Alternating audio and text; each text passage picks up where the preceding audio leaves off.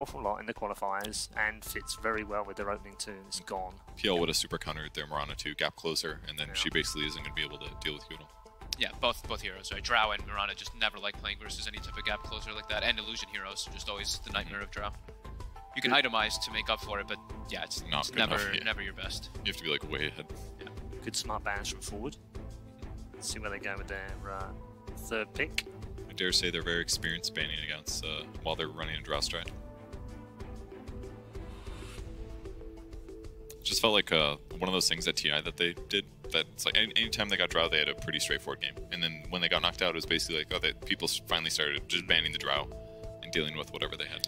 Bane on one side. Bane was one that I was really expecting for them because it's a BKB canceller through Black Hole. It's just distance. It works really well with Mirana, and it's a strong laner. I did not expect a Sven. No, that's a little out of left field. So what's your thought with it? Like, Sven obviously can do a mix of like lane pushing and AFK jungling really hard. In some ways, does he, because he gap closes and can farm so fast, maybe he can like get a fast blink echo or something and then win a fight against a Mirana or a Drow Ranger? For me, it's a lot about the Warcry, especially versus Drow. You just pop Warcry, you get like your whole team has 20 armor, and then these like agi heroes that want to be staying far back just get gap closed, and you have 20 armor on top. So you're just running really fast at them, and you're super tanky. So yeah, that's true. If you pop God Strength and Warcry, like I don't see him. Oh, if he gets Frost Arrowed, it's not a big deal. It's just going to be a matter of time until he gets unsilenced or something. Definitely didn't expect to see that one, but now we've got combo on combo on combo for VP2. If they get a nice curse into a good black hole, we've got a Sven following up with the cleave. That can work really well, and they've got the damage mitigation coming through because the Enigma. I mean, we'll see what he itemizes for this game. I mean, it'll probably still just be the BKB Blink, but he could go for some type of just tanky items because now they've got the Sven with the Warcry. They could opt to go for like Guardian Greaves, and he just runs in, or maybe Crimson Guard in particular versus Drow. They do have pretty good anti-Sven solutions with the Bane, though. They do. It's like either Bane, Grip or Nightmare is going to work out really well. Played one game with the Sven at TI8. It was against Serenity. It's the only time that Virtus Pro played it in the last 6 months. I think that's the only time anybody's played in the last 6 months. Feels like that. But a lot of other carries had to get nerfed. I mean, why would you ever pick Sven over, you know, Doppelganger on a 2-second cooldown at level 25? You know. Here's a fun fact for you, though. Virtus Pro have picked Sven at least once in every one of the last 4 ESL 1 tournaments. Good for them. That could also be, we don't know that that's a carry. That could be Roger, right? Please. Could be. God, no. What do you mean? All right, he's got some beautiful Stormhammer talents, but that hero is, that's all he's got. He's the Warcry. He's got Warcry and a stun. That's it. I'm just saying it could still be a flex. I want it to be viable, but it's just not good. That's a farmer. That's a farming Sven. I do love Phoenix, though. I think against a right-clicking melee core like TB or Sven, that is the easiest way to win that lane. You just throw Phoenix in there with another decent offlane hero or offlane support, and you just punish the crap out of him. Yeah, last time they played it at TI against Serenity, it was Ramses on it. So what do you think about the Morphling here? I think that hero's... Morphling support. Absolutely. No. I mean, I think Morphling's actually the best, one of the top 2 hero in the game at the moment. Right. I think Who's the other one? What was the other one I was thinking of? Top 2 carries, I meant. Top 2 carries, Morphling and Terrorblade. Yeah. Those are the 2 most popular right now. Yeah. I think this hero he already has built-in gap close versus Drow Ranger. People are getting really good at using the Morph ultimate now, too. Like, the ulti's always it seemed like Arteezy was the first one that really kind of figured that out. Was it? Played it really well. Topson, for me, was the one that mastered it. Was it? I think Arteezy he displayed it, and then Topson at TI just showed it, like, he takes the talents. That's the big thing for me. Is Topson always takes waveform distance, morph duration, morphing allies, and he's just always be able to abuse how you can play around it. Because in this game, he doesn't really want to turn into anyone on forward, I would think. He might be able to turn into like the Mirana, but he can turn into Wyvern on his team, and then he's got that extra bonus range with Wyvern Q, and it's absolutely ridiculous. Wow. It's a support Sven. Let's just finish off the blue draft for Virtus Pro with a Zeus. It's a support Sven, man. What? It could be like support Enigma with Wyvern. That's way more viable than freaking support Sven, dude. Like, if it is, I'm excited to see it, but there's no way there's not a better pick. Position 5 Zeus? Unless it's... it could also be a support Zeus. Yeah. Like, that is a strange looking draft. It's very un-Virtus Pro-like draft. I like 3 of the heroes look great. I mean, Wyvern, Enigma, and Morphling are fantastic heroes right now in the meta. Sven and Zeus, not picked so often. And forward, they look to close it out with a fast-paced lineup. With a Visage. VP's lineup could totally be like a Pokemon draft right there. They got like lightning, they got water, they got like ice. It crosses the board, dude. Space and time as well. Yeah, it was like gravity or dark or something. All blue as well. Yes, shades of that, whatever. It's all blue. Yeah, yeah, very unconventional draft from Virtus Pro. What does that do to your predictions, gents? Purge, we'll start with you. It's like one of those weird things where it's hard to see the pieces fit together, and I feel like it could just fall apart because they're missing things like basic chain stunning because they have so many weird heroes. I'm gonna go with Ford Gaming. I think their draft looks more conventional. Yeah, conventional. Yeah, they've got the draw Visage, but I've seen VP with their like Enigma +1, and they're just so good at getting the combos off. So I feel like I'm gonna see a similarity. So I'm gonna go VP still. Okay, all right. One for each. One for Virtus Pro for unconventional, and one for conventional, I guess, for these two teams. It's a very interesting draft. We've also got a very interesting commentary team. Are they conventional and unconventional? Let's find out as we head over to Cap and Trent. I'm not entirely sure how to catch some of Paul's throws. Yeah, it's always kind of what like, was that? Am I conventional or unconventional? I don't know how to translate that into an opening, Paul, but we're going to see Forward versus Virtus Pro, which I would say is a very interesting matchup, especially since we have unconventional draft, as they were repeatedly saying about Virtus Pro. It is going to be a support Sven, something that apparently Roger's been playing a decent amount in pubs lately, and I guess it's kind of like, if you think about it, just like an ogre. Yeah, it's been done in the past, right? Specifically against draft strats, because, hey, it's a lot of armor. There's no other hero that really does that for you. And just like flat out armor bonus to everyone. Used to be good against like ET too, same reason. It's just like this lovely little buff you can give to the team, some move speed, close the gap, get on top. But that draw lineup, very scary. Yeah, I mean, you can be kind of good versus a Dro strat, but this kind of Dro strat, Dro, Murata, they got a Visage, like, that seems incredibly good. It definitely seems like Virtus Pro came into this and like, we have this idea how to beat a Dro strat, and we're just gonna let them have that's basically the kind of heroes that you want from a Dro strat, yeah, right? they first picked the Wyvern, and Forward still went for the draft strat. So that's when, as Virtus Pro, I feel like that's a very good sign for you, because you're like, all right, they took it. And if you want to start off a tournament, right, and establish, like, we know how to beat a Dro strategy, what better team to basically let them have it than Forward, who you know is very forward in that regard. Wow, so glad to be back together. See, you at least will kind of laugh at those jokes when I make them. Blitz always just shuts me down, man. It doesn't feel good. Oh, man. All right, well, Forward to Dro strategy, and we'll see how they're able to execute with their stand-in, of course, of Excalibur, who's going to be quite the Visage player to bring in for their roster. Definitely, that's kind of one of his like ringer heroes, you know. It's one of those things I'm sure he loves to last pick in his pubs, getting that rank #1. Visage fits right in there with a couple of those other lovely game winners. So, hey, what do you think about the Enigma? By the way, like, do you think that's good versus Dro strategies? Because I don't think it is. I think it has a couple of things going for it. #1, they tend to not draft a lot of stuns. I think that's pretty fair for a lot of draft strats, like these like Agi carry, like weird heroes. They have the Bane for the BKB piercing, which is great. Usually when I see Enigma, it is to enable a really bad position 4. They do have a Sven. I mean, he's not that great. He can play a little bit aggressive with some of Enigma's like other better timings and stuff, but what does he really do from levels 1 to 3? It's probably going to be beneficial to pull the lane back and give him a bit of space. Yeah. It seems like it's... Like, when I first thought an Enigma pick, the first thing I thought was, like, this is the antithesis of what everyone else is doing versus Dro Ranger strats, right? Which is you try and actually run over the Dro Ranger, like, kill her as many times, you push down that tower, and just make sure that she has a bad start. This is a much more passive way to go at the Dro Ranger, where you're like, literally just pulling the lane back and not trying to attack her at all. But I could definitely see your point about the 4 position, and it'll still limit her on experience, of course, which will be quite helpful.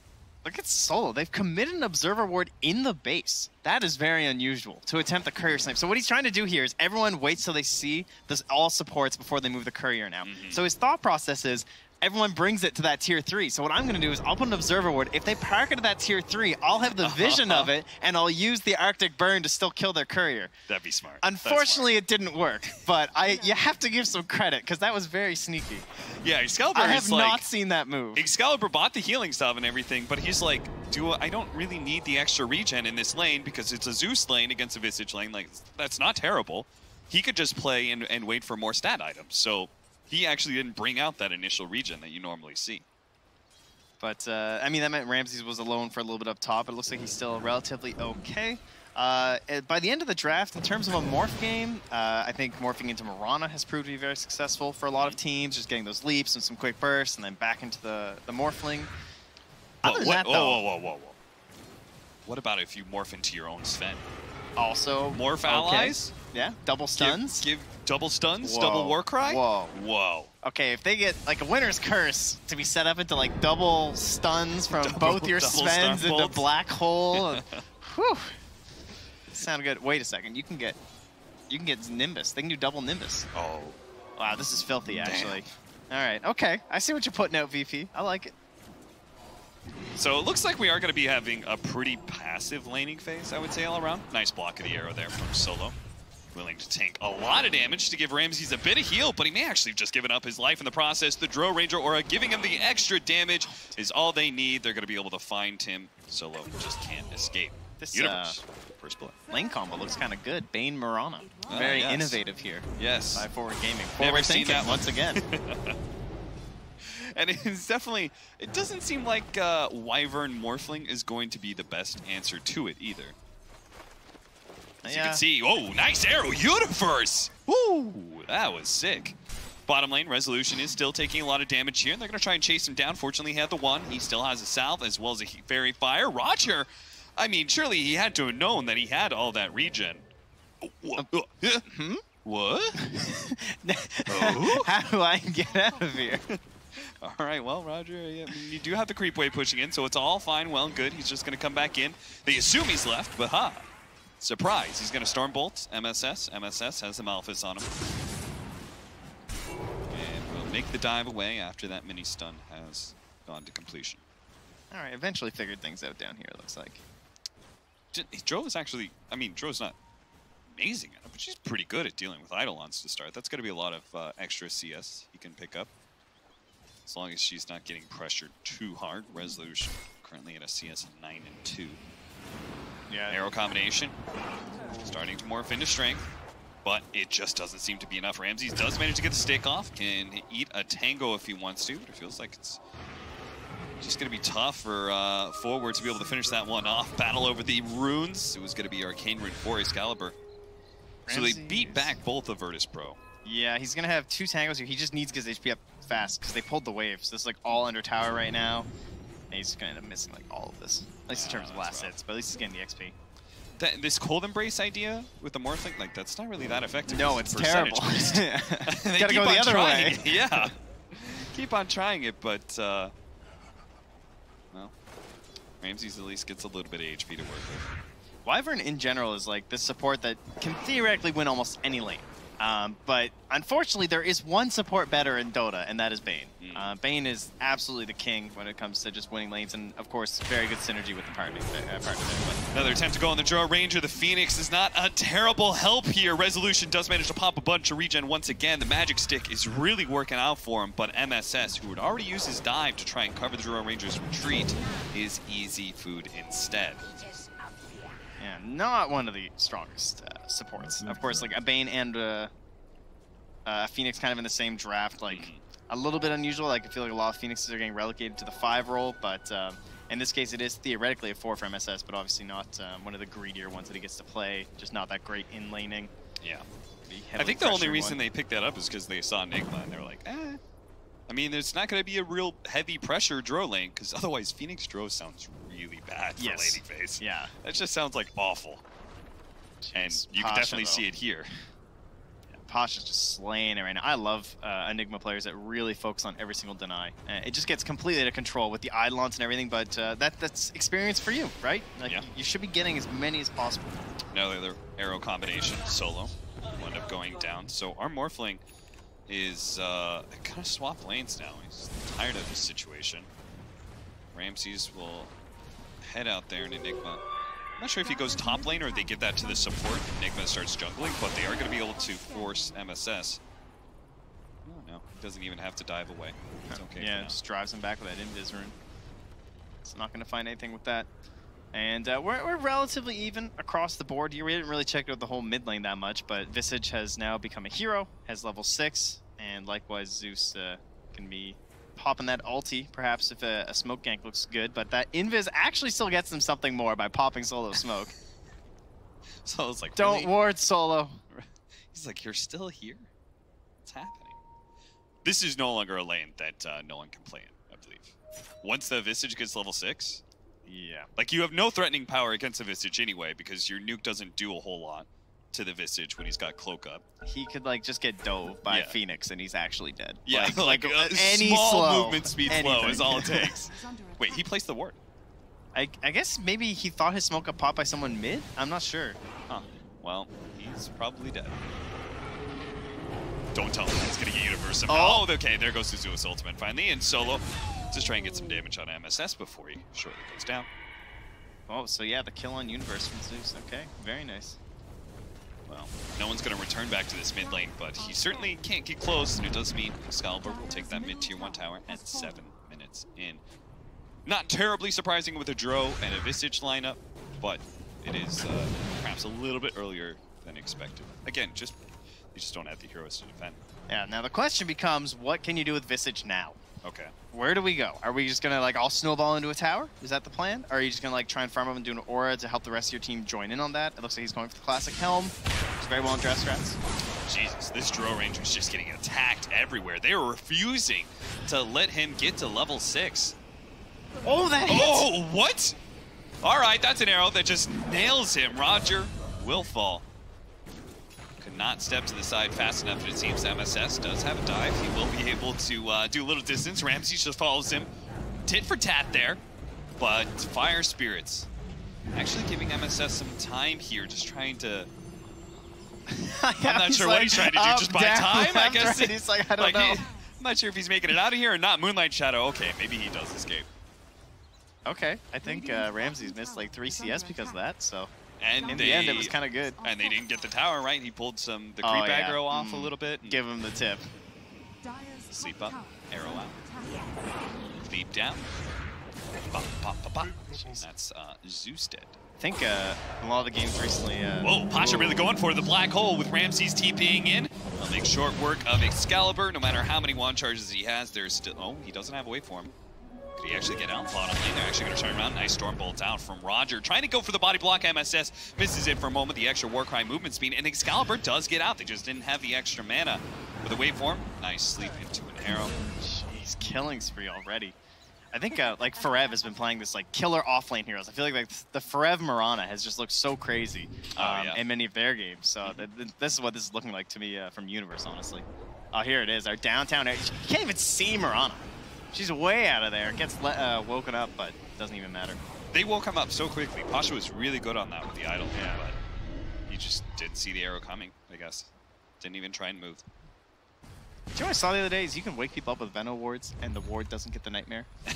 Well, of course not gonna, but I didn't even think it would work. Like you can still target and the nightmare just vanishes. That's funny. Well, there you go, guys. Clearly that's the answer versus Bane. Tip for your pups. Support Veno. Smoke up. Gonna run into the Bane. Stormbolt starting things off. Almost it's gonna be a tough hero to kill for these two supports because they just don't have damage at all. No, I mean that's what Zeus is for sure. I mean, yeah.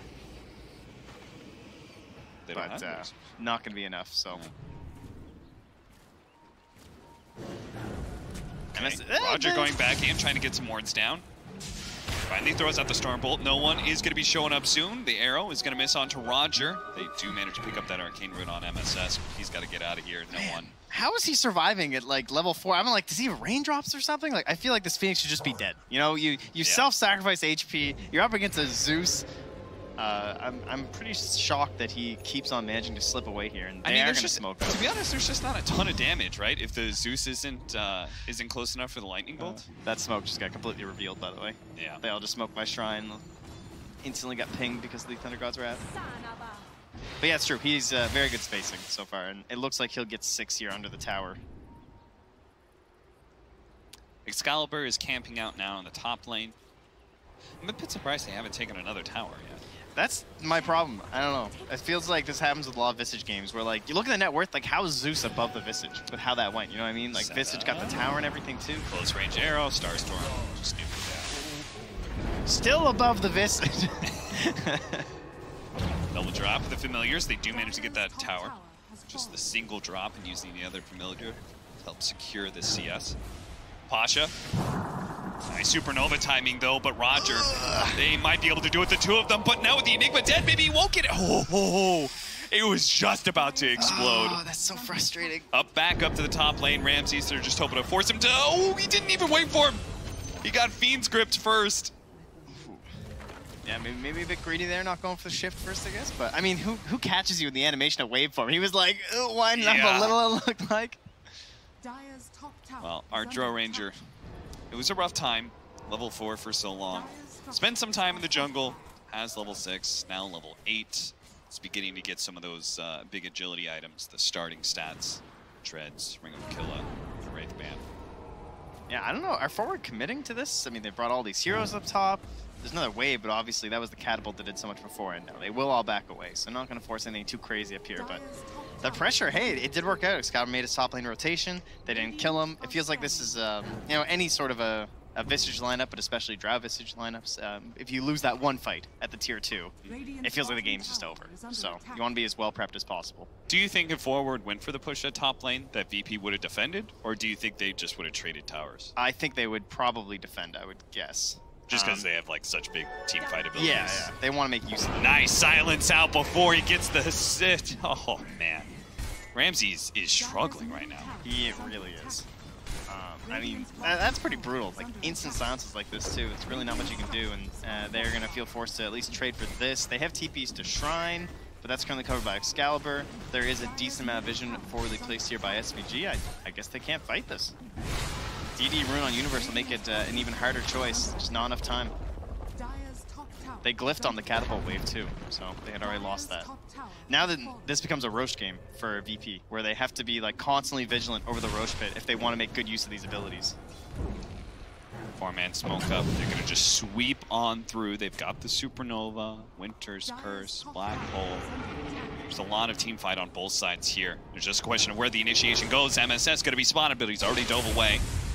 They do manage to get some extra vision now from the Zeus ultimate. Universe is already at half HP before the fight begins in earnest, but VP just couldn't get the initiation that they really wanted.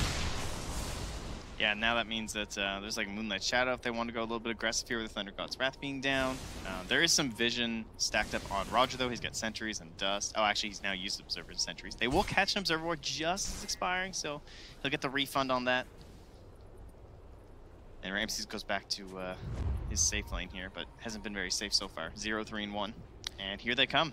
An aggressive smoke forward. I'm not sure if that Dire mid ward spotted any of that, but as Ramses running into it, maybe they didn't. The arrow just before he managed to get a waveform out. Now the jump forward actually still caught inside the Winter's Curse even after that leap, so the Bane, SVG, gets quite low.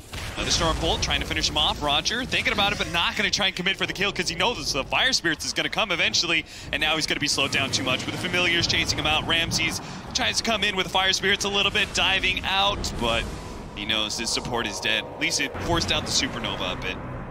Man, I mean, they get the near kill and the save at first because of the Winter's Curse, and Ramses able to escape, but that cost Solo his life. Now 13-3, a 4K lead. Coming up to take a fight at a tower that was already lost. I guess they were trying to like, clear out their own jungle, and it did kind of work. They got rid of a lot of the vision that was placed there by 4Game, but now they've taken their objective anyway. They don't really need to play here unless they're hunting for Ramses. Yeah. The prize is mine. Seems like Virtus Pro, Pasha's just going to continue to play on this right-hand side of the map, and they're going to have Morphling up at top, and they'll just try and split push and buy time, I'm guessing, because right now forward, I mean, the world's their oyster, right? You just keep on running down towers. As long as you don't get too overzealous, you should be stronger than VP. Yeah, you basically, like, I think EG showed a really good example in the very first game of the day where they were so far ahead, but they never went to Roche, because the only way they lost that game was some, like, weird team fight and a very clustered AoE. So they just never went Roche. I mean, how often do you see teams go high ground and they're taking Roche? And it wasn't just because they were so far ahead, it was just because, like, they knew that's the one chance. So forward, as long as they're cautious about those opportunities, then it's going to be very difficult for Virtus Pro. Earn on Phoenix, but Virtus Pro, they're trying to move in through this area, and if they can actually get the right team fight, they can go and take that tower, but it requires the right kind of initiation, and again, they just don't quite get it. Lightning Bolt reveals SVG, but he's far and away outside of the range of Storm Bolt. I like how they're controlling the bottom half of the map, though, and they're not being punished. Forward aren't just instantly going in Roche or anything like that. Like, so far, this has been a pretty big win for Virtus.pro, I would say, because now you see all Forward are just, like, stacked around the Roche pit and around their tier 1, but the majority of VP are farming at the moment. So Excalibur's going to get it started. They should be able to do Roshan pretty quickly, but as you said, at the same time, Virtus.pro was already set up with their push at bottom, so it means we will be trading out that tier 2 most likely. As there's no need for a Forward to go into a fight at this bottom lane where Virtus.pro is already set up. After all, they can just push down mid, threaten a tier 2 of their own. And our Aegis is on Excalibur, so we can be that little siege engine. Visage likes to be up in the front lines, has a soul, or rather a Solar Crest too. So one downside, though, being able to take that tier 2 for Virtus.pro is that now you start putting damage on tier 3, and so you know almost every single push, significant creep wave push that comes out into that bottom lane, Forward is going to be forced to defend that because they just don't want to let any chip damage start happening on a tier 3, right? That's just like how all of a sudden you end up trading racks for racks, is you let the chip damage do its work at first. And they have the Enigma for that, which is certainly a possible hero if he's able to play down that zone. They have great vision down there. They've made a complete ring of observers, just like saying, okay, if anyone comes into that Radiant jungle, we're going to know about it. Wyvern's good at nuking down waves as well, right? So he's another hero that can just kind of shove things out for them. So Forward are going to have to make some efforts to be able to deal with that. Yeah, you can see that, I think, in like the Shadow Blade coming out from Resolution. It's one good option. Moonlight Shadow, but going to be revealed by the Zeus ultimate. SVG hit by the Malefice. And that'll be a kill for Pasha. That's their first kill in quite a while, I believe. Yeah. It's not been a super fun game for Virtus.pro this first 20 minutes. But the game isn't out of their hands too much, right? It's only 4,000 gold lead, considering the tower advantage, which I think it's like 1 tower advantage right now for Forward Gaming. It's not the worst it feels like more, but I guess just because they're like controlling so much, and like the way that every time Forward was getting a tower, it was like after kills, and VP were like just getting kind of like rebound towers. They're like, oh, okay, well, there's some space down here, we can get this. But they were always losing a little bit more. But heading later and later, drafts. I would favor the Virtus.pro one. I don't think like Forward game, I don't think the draft is terrible heading later, but I'd rather have the old Morph and Zeus on my team. Yeah, it's definitely one of those lineups that at Forward, you start pushing past like 35, 40 minutes, you got to have a significant net worth lead. And Phoenix, MSS is able to dive away, but still hit by the Lightning Bolt, has Malefice on him. MSS, well, he could have popped the Supernova, but didn't really want to waste it like that. Instead, he just dies to an Arc Lightning hit. It's always a tough question there. He already had enough gold even after his death for the Spirit Vessels, so he might have just been looking at that and be like, yeah, I'd rather just get right back into a fight. That is the one thing, is like, I hate it when Phoenixes use Supernova. When it's guaranteed. Yeah, they're going to die anyway, and it's like, that's still a big team fight spell. So understandable that, yeah, maybe MSS could have survived there, but he wants to be able to hold on to that team fight opportunity. Yeah, the last thing they want to do right now is give Virtus.pro any sort of space. Yeah. This Visage just wants to constantly be in a lane, pushing an objective, hitting a tower, so that's why we're all grouping up down bottom and opting for that once again. We're almost into the siege waves too, where he can helm up another catapult for them too. And he's pretty much their only like really big high cooldown team fight spell, right? So everything else is like, oh, their other heroes are not bad at team fight. It's only because they're kind of early game heroes. Excalibur already down to half HP. The arrow's going to come in, does manage to land on the Enigma, but the Visage are going to be dying here. That's just the Aegis, though. With the dive coming out, the Supernova out, a Cold Embrace. Roger's not going to be able to do anything. He's just sitting there, burning up slowly but surely. He will be the first of all on the side of Virtus.pro. Okay, good. Pretty good trade. Oh, MSS. In the middle of this engagement, has the presence of mind to go and snag that bounty rune. Throws down oh, that was an arrow, and he doesn't have the Strength Morph going down. He's just going to get bursted by the Starstorm. What a hit from Universe. Now they're going to be able to clean up the Enigma as well. Forward now have broken Virtus.pro, I believe, with the buyback of Sven. I still don't think they're going to be able to defend this tier 1 tower. So Forward, get the team fight that was necessary to claim some more objectives. Oh, very nice arrow there. And didn't even see it coming whatsoever, despite all the vision and everything. Ramsey's getting hit. He was doing really well up top, right? He'd been surviving a couple more gusts this time, always getting it off, but it's very difficult when you don't even see the arrow coming. That vision from the arrow, I don't think wide enough to spot no one, so not only the tier 1, but the tier 2. Again, yeah, he did grab that second catapult. Question is, you know, can't go too much further. Oh, geez. Oh, sorry, Winter's Curse. Bye-bye. That is one of the downsides, playing Vistage against the Winter Wyvern. Arrow, oh, it actually landed on the Winter Wyvern, but the Zeus here already spamming out some damage, goes out the Yules, they have the Storm Bolt. Sue, if they can just get good vision of him, they might be able to catch Universe here. Malthus, and finally Storm Bolt comes out. That is a mega kill streak given to Roger. So a decent boost of gold, as well as the, well, tried to go for the Vistage familiars as well. That's a pretty good hero for it too, honestly, in terms of like how the team's going. A Blink Dagger on Sven obviously changed him by quite a bit. That arrow. What a hit. You can see the immediate buyback from Roger as forwards start pushing, but it just doesn't matter. Right? And you saw when Enigma died, he had the Crimson Guard pop up, so it was like sitting in his stash. Like, what an incredible item versus a draft strat, and one of the more important fights in the entire game. Could have been quite different had he had it. But forward, you know, they just took 2 towers in the bottom lane. They go over to their handy playing Drow lineup flowchart, and they look down and they say, "Oh, are there still towers outside of the base?" Yes, kill the towers. And then it's really that simple. So we know the next target that it will be. And they've got Supernova for it too, right? So no reason not to go for this. It's always I always find it hard when playing Enigma to be able to get good black holes off against. Ooh. He's going to try and wake himself up, but the Fiend's Grip is already there, and Solo can't really do anything to stop it. He just called the brace. Winter's Curse on a creep, trying to grab some heroes or something, but Pasha's dead. Pasha, the second time now that he's been a bit too far forward and gets caught. That was as desperate as you see it, I think. I don't know what that Winter's Curse was. I don't know. Maybe our Zeke never got out of the chair. Like that's the only thing I can imagine. I don't know. Tried. All right, well, our flow chart, I think it kind of skipped a step. Normally you look at, maybe we get the second Roshan or something, but hey, a team fight like that, all of a sudden, bada bing, bada boom, you're hitting the tier 3, you've unlocked shrines, but they don't want to be too greedy. They don't want to get caught in a nasty team fight as the Enigma comes up, and we know Roger is waiting for an overextension like that with this invisibility rune that he picked up. It's going to wear out soon, though. So we may never find that initiation. Sure enough, he's going to retreat.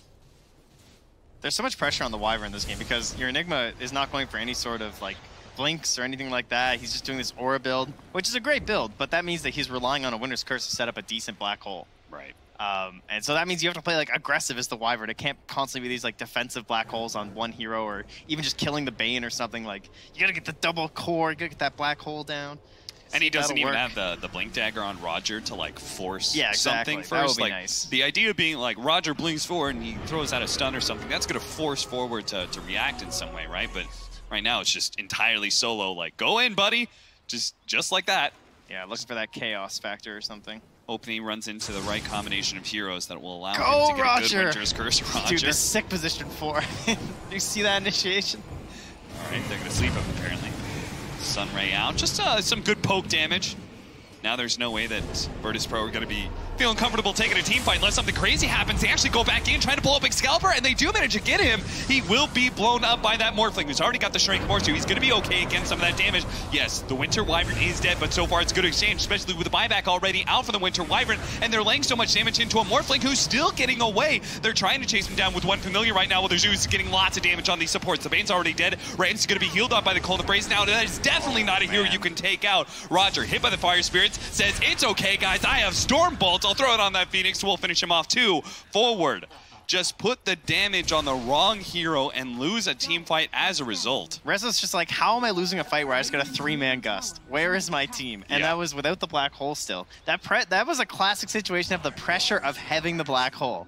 It just kept this really awkward pacing around the Enigma where they're like, he's almost dead, but they just like run away because the two look at black hole, and then they run back in and couldn't, as you said, just spreading the damage, knocking the consistent targets down there. And I mean, you also can't not push your damage onto a Zeus, right? Like, he's literally just sitting on the right side. He's like, he sees the enemy all running out of Morphling. He's like, okay, cool. Time to lightning bolt some fools.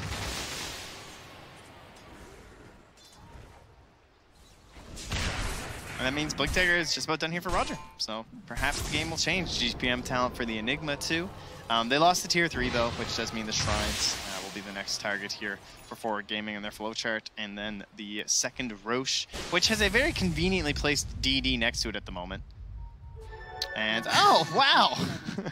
Hey, guys! Like manna from heaven. Resolution says, well, that was a rough team fight, guys. What we could really use now is a Roshan. And Ice Frog delivers. But everything's up now except for the Undergod's Wrath. Uh-oh. Oh, Ramses. This Moonlight Shadow is making this game rough for him. What's going on with my Wyvern? Where are my sentries at, Solo? What's happening here? This is Moonlight Shadow is supposed to be a dead spell now because these lovely sentry blue wards last 6 minutes, and your whole map just gets covered in them. That's all you do is position 5. So you're saying it's Solo's fault because he bought a Windlace instead of more sentries? Basically, yeah. I mean, it's Ramsey's fault for going outside the blue zone. That's true. That's the safety zone. Another opportunity for Forward to go into the high ground. 10 seconds left as the Morphling's back up. But it is just a lot of long-range damage being thrown down, right? There's Splinter Blast, there's Zeus, Arc Lightning. They even throw out a Midnight Pulse on some pushes. It's tough to be getting onto that high ground area. Yeah, definitely. Hit the racks. I mean, how do you initiate with this Radiant line? Obviously, they've been doing extremely well, but I feel like most of it has come from like a weird pickoff. Like the first 20 minutes of this game were basically Nightmare Arrows, and then let's go push a tower. Yeah. Like, how many catches did they get over and over together? You can't do that when they're actually sitting on the high ground. Right. Instead, you just get really fat. All right, well, buffet table is open. Forward. They've got the whole map available to them. So you think that shows what they're going to do for the So they got a pick off, I guess. I mean, what else can you do? That's true. They could go and like chip away a little bit, I guess, like the Visage, but... So if they don't find the pickoff, what do you bet? Do you think they'll actually still try and force it? Because they're like, we have Aegis. We should probably go high ground anyway. Yeah, they'll probably wait till the AC, I would guess. And then that's a really good moment. Like the Force Staff, so they can try and bait out a bad play. They have a 9-second BKB from Universe, so... Yeah, they certainly aren't just going to wait forever, but you'll have to be a little bit more tailored with your push, I suppose, with this Aegis. They've got another 3 minutes to do it. Some update on items. We do have... Almost taking down our Winter Wyvern. That's going to be Solo dead. Resolution managed to get the high ground hit. Well, they have the sentries. Yeah. Oh, that's always a critical talent. Level 20 once you have the Aghanim Scepter on the Zeus. Oh yeah, speaking of which, I guess we're still waiting on that, eh? The morph target allies. The double Nimbus. If they can hold Rax till double Nimbus, I'm calling it. Just get a double Midnight VP. Pulse. They got all kinds of stuff going on. Okay. I mean, once he has BKB too, that's really going to help, right? Yes, certainly. At this rate, I don't know. I'm not sure how I feel about this game. I kind of feel like Forward are going to finish it. I think they're going to get it done in time. Well, he just lost one familiar. They're trying to put damage on this melee Rax, but also look to be retreating.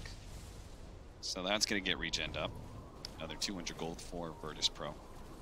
Still holding an 11,000. Oh, there's going to be your initiation with the Nimbus. At the same time, they managed to get a ton of damage already onto the Mirana, but leaps away. Pops the BKB arrow. Oh, that was a slap target, and he whiffed it. Pasha will be able to get off the Crimson Guard, get silenced up. Supernova on top of him as well. Ramses is going to try and eat through that Supernova. That's not responsible. It's going to be a close call, but he managed to get it. Pasha will survive as a result thanks to no stun coming out. Resolution turns, managed to kill the Zeus. Ramses almost dies here. Cold Embrace, that'll buy him a little bit of time. Now the Winter's Curse placed on the Drone Ranger, allowing Ramses to be able to get away with the buyback coming out from no one. He's going to lay that magic damage into Resolution.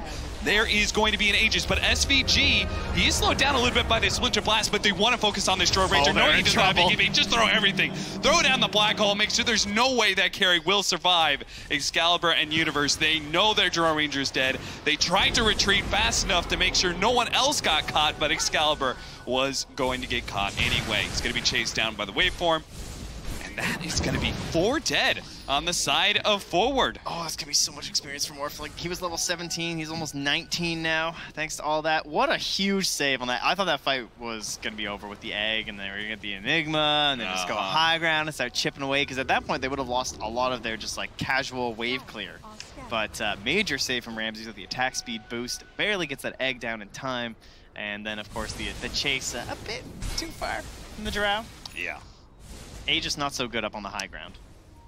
no one being able to buy back there. Of course, Virtus Pro like on the edge of, you know, losing a lane of rack, so obviously everyone's going to try and hold on to buyback, but that one was definitely critical as well. They know they have high ground vision. They're going to be able to spot him. Nimbus down. And that is a Bane down as well. So Virtus Pro going to get not one, but now probably 2 towers. Oh, and a 10-second BKB for a Morphling. Forward gaming. Yeah, unless you get Fiend's Grip on him, like, that Supernova is just not going to survive. Right? Yeah. He's basically like a Mirana, where he has a mobility spell and he has really fast attack speed. Roger goes for the bold leap in there. And it's a run back right now. Just all the way straight. Tier 1, Tier 2, into a Tier 3. Uh-oh. Silence. Ooh, a lot of damage there. Okay, he had Manta, that's why I stopped attacking. That makes sense. They won't quite finish up that Tier 3. It looks like the Siege Wagons should be dealt with quickly. Nice discipline there from Virtus Pro. Obviously seeing how far a single loss can take you for forward. Forward demonstrating it quite well. Well, now we almost have a Blink Dagger on solo as well. That's going to make things pretty nasty for forward again. That's like 20 sentries. I don't know about that, dude. It's a questionable decision here by Solo. Ramsey's telling him right now. It's like, how am I gonna get gold? Listen to me. Blink Dagger is not the item. Sentries. More sentries. Oh, look at this. Pitiful.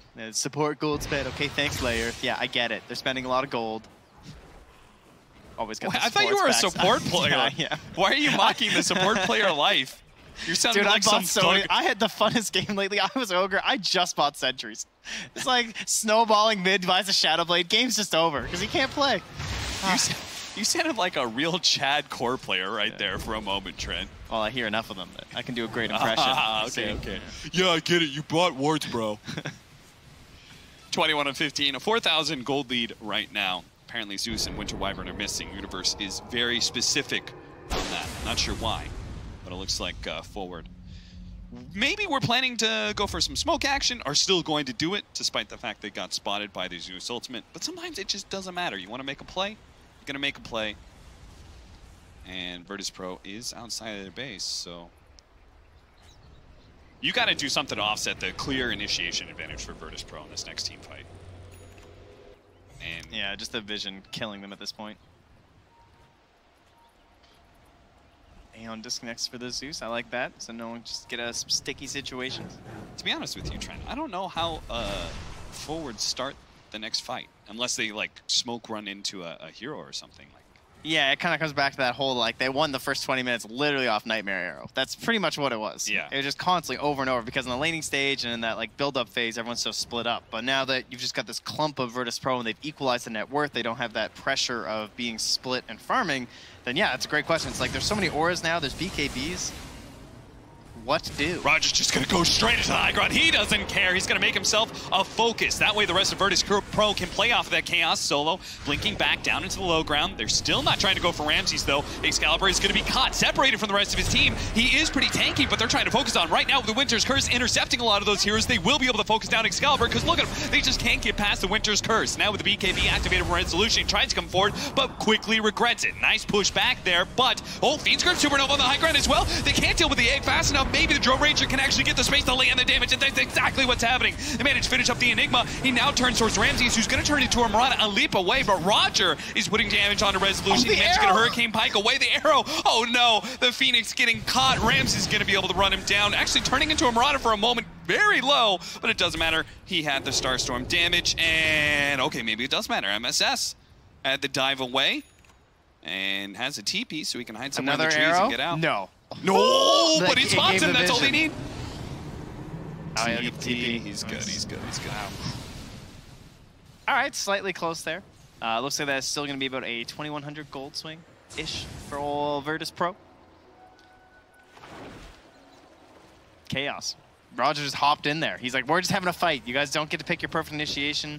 The eggs have been very defensive throughout this game, too. Even that egg. It was like, the fight's going a little bit poorly. I have to egg up here. And it looked like for a moment, Rezo was going to have the damage. But just couldn't clean up that morphing in time. He held his morph for so long, too. So there's always that like second health bar being available. And you got the escape mechanism of the leap.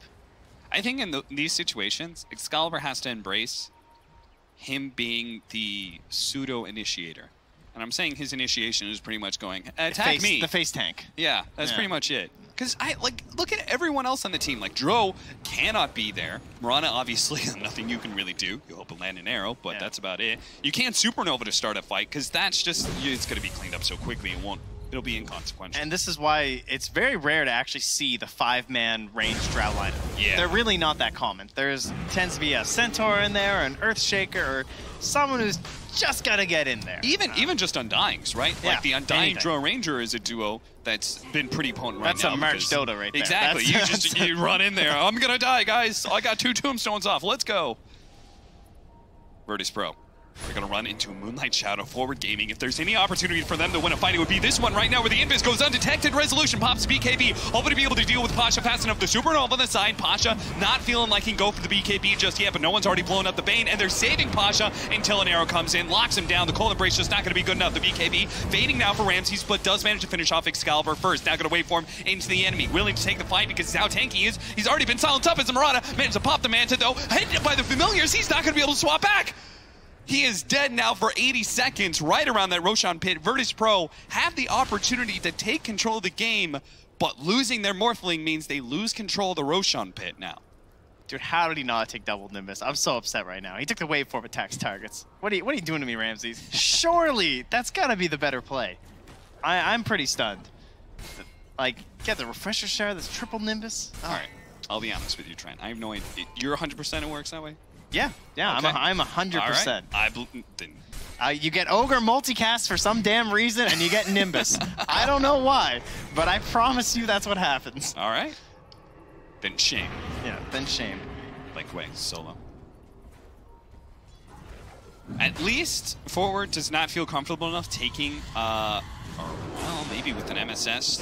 Shiva's initiation like this, Winter's Curse just stopping Forward from trying to get the initiation in. The Phoenix was already slowing him down enough. They were a little bit scared of that fight. No one's joining them now, though. They're going to try and recover off this side area. Now the jump in from Rogers, looking to be able to blow up. Does manage to get the Bane first thing first. Resolution has to turn and go for the Sven instead with the Cold Embrace placed on a Solo. Solo immediately blinks after the Cold Embrace, so it's going to be a support for a support. Okay, that's all on Morph is dead, though, so that's a pretty big win for VP, I would say. Like, that you're pulling them away from the Roche pit. No Supernova while you still have Black Hole.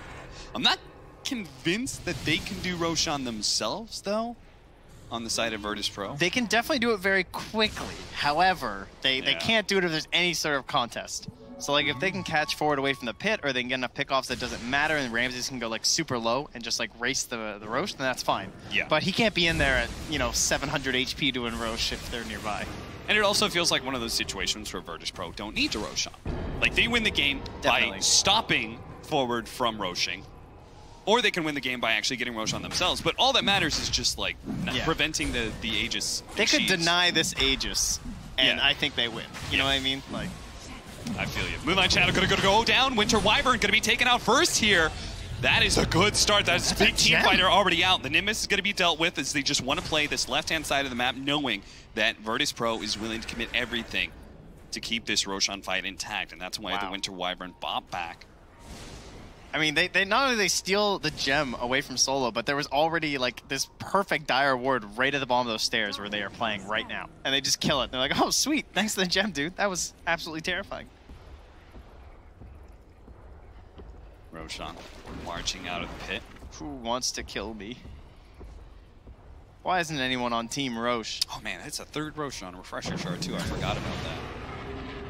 All right, we're going to smoke up, wrap around, but that's where Virtus Pro is, and Roger's going to make his initiation with the Moonlight Shadow. They have actually done so much damage already, but the Phoenix will be able to get off the Supernova. The BKB activated by Ramses. He'll deal with the egg as quick as possible, and he does have it down. Sure, Roger's going to go down, but Ramses still on the front line. He's already dealt with the Drow Ranger as well as the Phoenix. 5 acts from both of them. He's been hit by an arrow, though. Excalibur's trying to get some damage onto him, but the Black Hole's going to be able to lock down both him as well as the Burst. They turn, finish off Excalibur, and poor SJW, well, he's already on the wrong side of things. SVG will fall. And that just leaves the 3 of Forward. Yeah, he keeps holding this Black Hole for so long. I really like the way Pasha's been playing. Just like even that very key moment of the fight where maybe there's like a chance of a turnaround or something, and he just zoned out everyone else. Yeah. Brings down Excalibur, fight's just over. I can't believe they just won a fight where they just took a Phoenix from 100 to 20%, still got off the ultimate, and still somehow you win. That's a very good sign of your team fight versus the opponent team right now. And they 3 up with no Supernova. There's just no way they can contest Roshan. Yeah, Arrow will just kind of fly in, scouts it out, but it will belong to Virtus Pro. And they'll just take it all. Aegis on the Morphling, Cheese, and Refresh Jar. But he'll hand that off. We see that last team fight again. I mean, the Supernova going off, like, just barely, doesn't actually change things, right? Because really good Winter's Curse, first of all, stalling up the Draw Ranger's damage at that point. They don't have the best follow-up to the egg, too. Like, Phoenix has been very successful lately as, well, you know, sorry to curse their MSS, but be brought down. But a lot of the teams that are picking Phoenix and winning with it are just getting these, like, super sweet follow-up skills. And Forward have been one of them, but... Whoa, Ramses. All right. Don't play with me here, Ramses. Doesn't lose that Aegis too early. Oh, but the double! They made it take down Draw Ranger, and there goes SVG as well. That's the dieback. And that's the end of the game. Oh, how quickly things can turn with the old Drow strat. I think you have to credit like how well they really did play that first like 25 minutes because, you know, as cheesy as Drow strats kind of can be, it was relatively flawless to a point. And obviously we reached that point, and Virtus Pro completely broke them. Very well played. You're seeing apparently this is one of the longer games of our very first day here at ESL 1 Hamburg, and this is just what happens with the Draw Ranger strat. As you were saying, like most of these Phoenix, they have some sort of ability that kind of covers them. Yeah. Some sort of AoE stun or something like that. There was birds here. Yeah. That was it. You didn't have it here, and it's mostly because Forward drafted that kind of lineup, right? Where they were like, we're winning this in the first 25 minutes of the game. Yeah, so there was no like Teamfight Phoenix really here. This was, I mean, it was early Teamfight Phoenix, but it was definitely not when the game gets hard and there's actually attack speed Phoenix. So was there any teamfight that really stood out to you? That was the one where, like obviously the Roshan fight, but it felt like the game was already trending the way of Virtus Pro. Yeah. Where was the fight that happened that kind of changed the game to Virtus Pro being the narrative? It was when they were retreating after one of those attempted high ground pushes with the Visage Aegis, and Roger just like jumped out and he just like created a fight at their shrine, and he's like, then there's this chase down that begins. They got a couple kills that they really needed. That's when the game starts to turn, because that's when we got into like this level. He went from like 17 to 19 on the Morphling or something like that. They end up getting the BKB right after too. So. All right, well, you heard trends break down. Now to hear more from the panel. Thank you very much. Yes, I have to give massive props to one of our expert men on the panel, because whilst we were watching that in the green room, we were studying the match in the first 20 minutes, and I made a comment. Forward came in smashing Virtus Pro right now, and Fog said to me, wait till Morphling gets 20, because if he gets there, Virtus Pro crushed them. Guess what? That's why we have experts on this program. I'd love to take credit for it, but he didn't take the talent I thought he was going to. I thought he was going to take more target highlights, and I thought he was going to turn into Wyverns and Zeus and stuff like that, but he didn't. Yeah. We know that you do get Nimbus, but you have to stay in the Zeus form in order to take the damage from it. You didn't need to give that away. You could have just gone with it and been like, I'm an honest man, Paul. I'm an honest man. Yeah. No, in all seriousness, I actually thought it was an excellent game by Forward. I think just some small mistakes ended up losing them that one, but I love the way they played that whole early game, the pressure they put on. They were just not allowing Ramses to play Dota pretty much. Every time he showed his face in a lane, the Bane came over and it was just like sleep into Arrow or beautiful Fiends grips time and time again. They were playing very good control about the map. I felt like it was actually like one little mistake around that shrine area that I think they closed up on at the end there, where I saw Universe miss the arrow on a slept target, and they overextended past the base. And I don't really want to like just put everything down onto one play there, but that missed arrow into an overextension by Rezo. They lose their Aegis, humongous comeback for VP, and then I mean, like you say, he put it on one player, because actually Universe had a good game outside of that, and some of the arrows early on as well were just unbelievably well placed. So yeah, that's the purpose of VP's draft anyways, that they picked better team fight, knowing that like if they delay the game a bit and they get past this like strong period in the mid game or early mid game where Drow strats are really good, then it'll be fine for them. And that's basically what Forward Gaming also wanted to do. They opened up with a Drow and a Mirana, knowing that like, okay, we've got our good combo, and then they picked a hero that's gonna make sure that no matter what, that lane dumpsters. Like a Mirana and a Bane are gonna dumpster anybody. If anyone of the enemy dual lane leaves a lane, you've instantly got an arrow, sleep into arrow, if Bane can get behind and get the sleep setup, which he can because they was an offlane. So there's so many different ways to approach through trees, and that just super secured them in the early game. Then they're just crushing mid game, and then just VP fell off a little bit until they got to late game, and then everything kind of worked out. Score on the screen, 42-minute game. Universe the highlight on Forward Gaming, 9-3 and 18 on that Mirana. Great game from him. apart from the one big mistake at the end. Also on the other side, I guess the standouts probably Rams' 10-6 and 8, 9-3-16 on the Zeus as well. So difficult stats-wise because you kind of go, yeah, it wasn't one of those stat kind of games. I mean, we had our, we had our lovely Vlad talk saying, he's like, guys, I need an MVP for that match. And me and Kevin look at each other like, I was thinking Marana.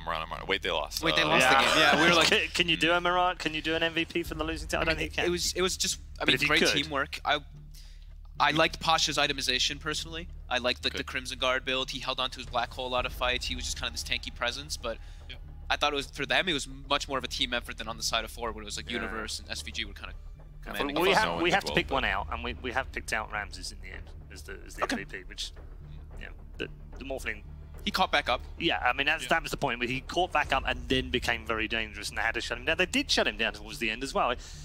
Again, does it come down to small things when you're playing a good team like that, Kevin? Is it those one missed arrow? Is it?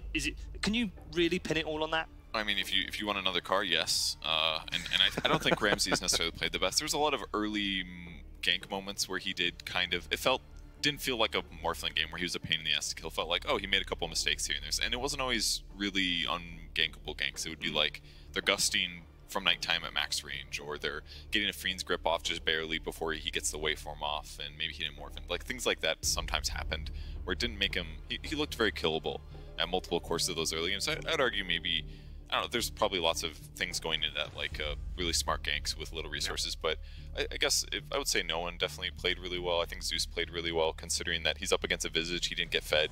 He was always checking for wards. Like his KD8, the only time he died was like Bane rotations with Marana arrows. Like, there's a lot of good players on the dire side. But okay, that's a good point. We're going to head to a break in a moment. I just want to get your quick thoughts on, we were also talking during the draft, and we failed to mention, of course, they've got a new coach, and he is drafting. So I understand he's kind of drafting mainly with the help of Ramses in the team, but maybe that's the reason that we had such different heroes this time around. It did feel very different. It did, didn't it? It looked like it was like a team secret draft where they're like, pick all these team fight heroes and aim for the late game and win that.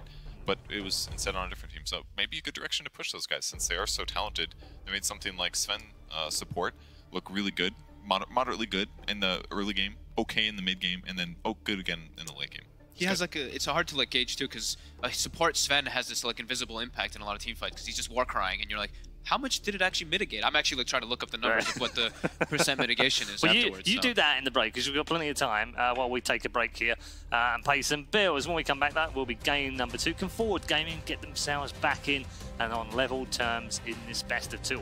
Virtus Pro, the defending champions, make it a 2-0 start to their defense of the campaign. We'll find out after the break.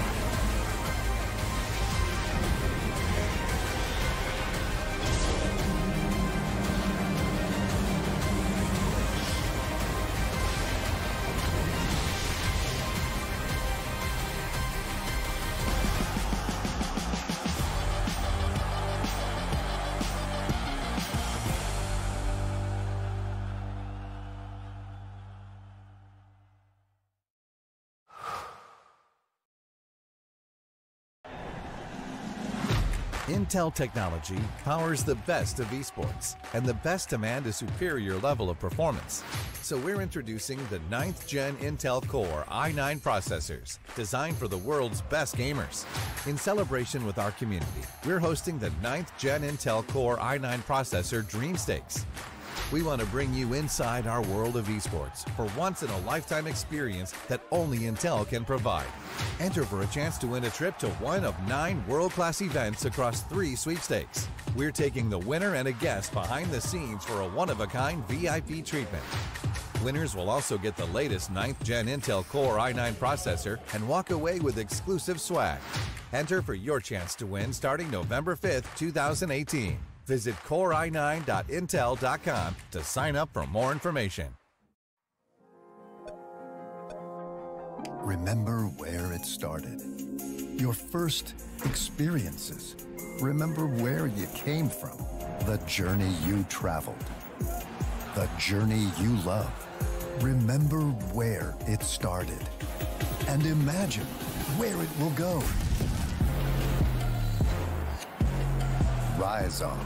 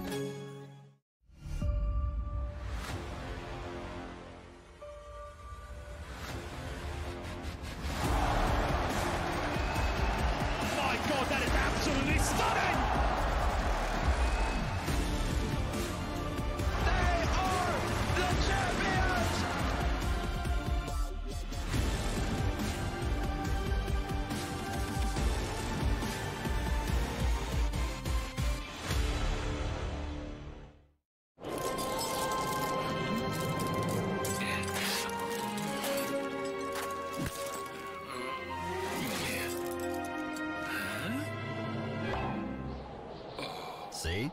Red Bull gives you wings. Because it's forever. Because it's juicy. Because it's fresh. Because it's 2 patties of 100% premium beef, legendary special sauce, crisp lettuce in a toasted sesame seed bun. It's the Big Mac.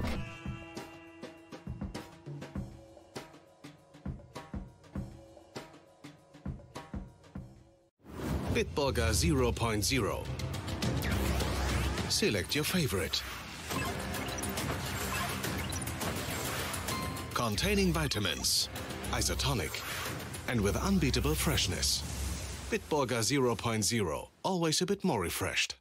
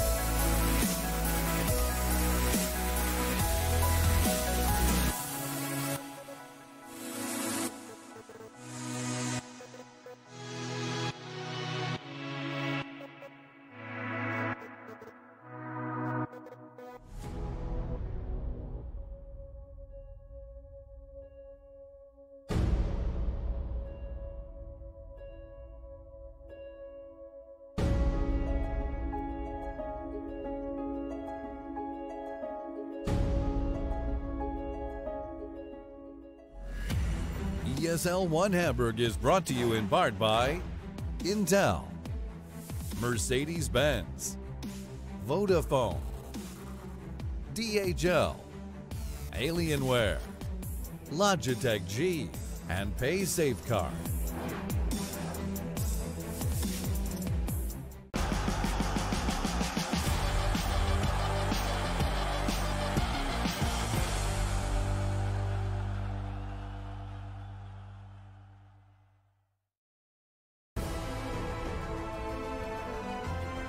ESL 1 Hamburg 2018 continues on our very first day of action. 6 days, of course, of main action for Dota 2 to come, or 5 after this one if you can do maths. It's too early already. I'm not doing maths. We already did maths earlier with gold. It got out of hand. We're not doing that again. If you want to follow all of the action as well, don't forget over on Stream B right now, Team Asta are taking on NIP in that game. Actually, just checking in with the NIP Team Asta game. That's still in game 1. It's headed north of 46 minutes right now. So long game between those two in game 1. Game 2 is about to get underway on Stream C right now as well. That's Complexity in action for the first time with Skembaloo. They're playing EVOS and they're 1-0 up right now in that one. But we're going to turn our attention to game number 2 between Forward Gaming and Virtus Pro. Virtus Pro winning the opening game. We're back at the panel once more with Purge and Fog. And Jensen, I kind of want to just talk a little bit more about that draft from game 1, because it was a very interesting draft.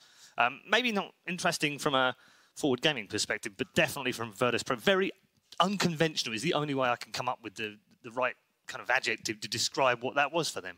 I wouldn't say it was unconventional just because of the Sven support. Besides that, I think it was still, mostly what we see from VP. It didn't feel like VP though, did it? I guess the Zeus too feels a little bit weird to me, because no one is usually more of this really active guy, but he played phenomenally on the Zeus.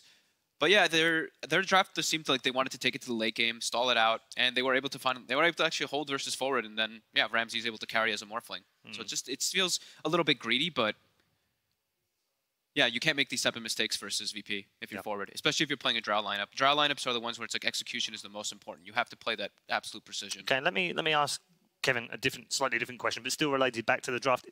If Forward play that game again, do they win that game with that draft? I think they can. They definitely executed quite well. I think they needed more kills on Zeus mid during the laning stage, and past that, I mean, they had some late game execution errors.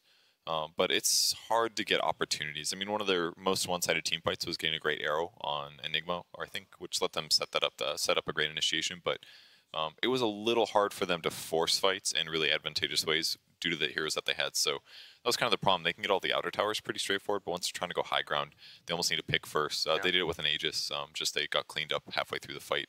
But it's very difficult to close that out. So you could argue it's a drafting thing that no matter what, as long as, if no one dies 2 times in the laning stage or something, even if he does kind of okay, that catapults their opponents in an even bigger way and lets them snowball those towers even harder. So it's if no one just dies a couple more times, or maybe their off lane goes a little bit worse, or their safe lane goes a little bit worse, maybe it would have been just a super stomp by Forward Gaming. So it was very close. It really just comes down to execution. Get into the second draft momentarily. Fogged, I want to talk to you as a former pro, playing pro games, because they are different to what we play on the pub circuit, obviously. And is there an element sometimes when you're ahead like that, like Forward were in that first 18 minutes, you don't necessarily, you aren't as far ahead as you think you are sometimes. You sort of think, this is going well, but actually you realise afterwards, no, we needed to be way further ahead. Does that happen as a pro player? I mean, for sure, but you can't, you don't really want to think about that ever during a game. It's right afterwards, you look and you're like, wow, I felt like we were 20k gold ahead. Right. But we were only 7k or 8. Well, actually, I think they were at 11. Yeah. At one point in that game. They were up over 10. I think you always have to just step back when you know you're the team that's the worst team, flat out. They know that they're not a better team than VP. You have to just take it step by step, and the game was close. They played really solid. It's just those last 5-6 minutes, those last 7 minutes. It's versus a team like VP. If you're playing versus these monsters, VP, LGD, OGD, UG, if you want to throw them in there, sometimes you can't make any mistakes, because they'll run with it. It's not just one mistake. They'll turn that one mistake into 5 mistakes. They certainly did that. First pick Axe this time around from Forward Gaming.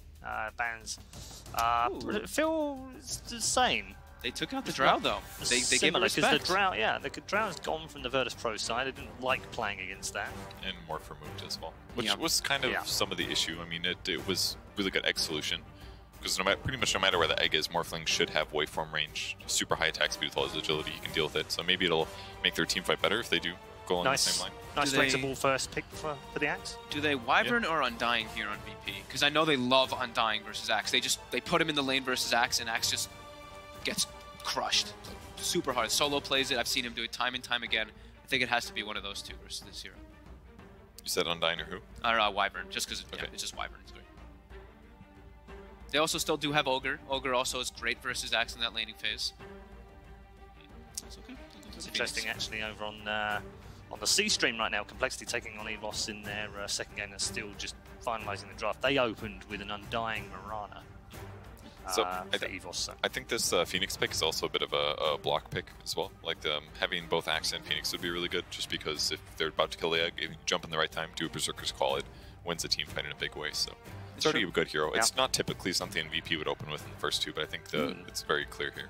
Okay, a couple of supports on the board. Yeah. It's been massively popular with a lot of teams in this last 4 weeks. There's like the big three for me that I like. Or actually the big two in particular that I like playing versus the Axe. It's the Ogre, because you just don't care. You just walk at him, you hit him over and over. It allows you to stabilize your lane, where Axe usually is going to dominate. The Ogre changes that. Or it's the Undying. It's just these beefcakes that don't care. Yeah, we talked to all of the analysts that will be on the desk over the next 6 days for their most popular pick and their surprise pick that might be popular. Purge and Trent both went with the Ogre as the most popular. So that would end up as being the most popular pick, and that includes picks and bans. My most popular is not doing so good. Do you want to talk about Centaur, or? Yeah, if they pick it. I mean, we've seen it once. It was picked earlier. We've seen it once. Big fan of that hero. Your surprise was Dazzle, as was Purge, by the way. Yes. You haven't seen it at all. We haven't seen it, but this is the team that if it's going to get picked at all on a regular basis, it's going to be Virtus Pro.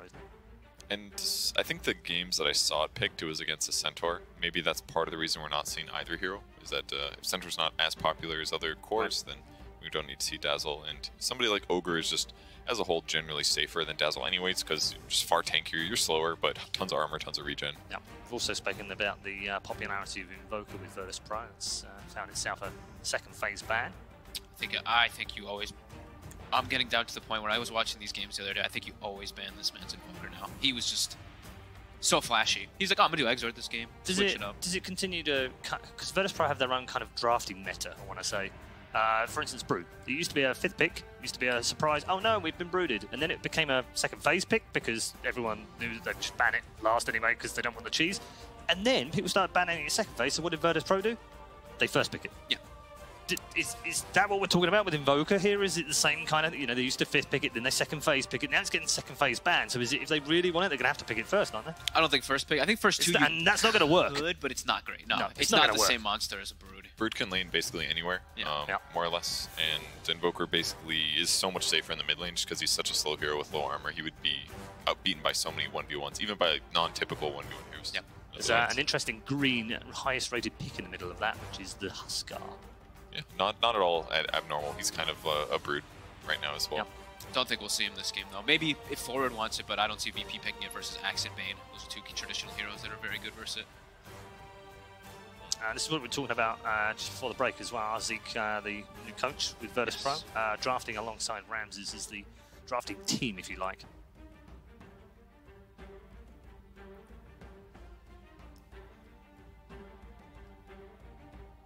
You can see they're literally not talking to the rest of the team either. Yeah, it's just them two. Yeah. And they're throwing some inputs, it looks like here. You see no one talking about over there. We have lost the intro for a moment. Oh god. You want to do voiceovers? No, I'm terrible at these. It's alright. You said you were good at Ogre now. We've got experts on it. Let's do radio draft. Let's do what do we think they'll pick next. So they had Ogre Phoenix, so they already have their two supports more than likely. They could still throw the Ogre as Pasha's hero, but was Enigma actually taken out? I think they could still look at the Enigma. I know Pasha's been loving it. Maybe he doesn't want to play it back to back though.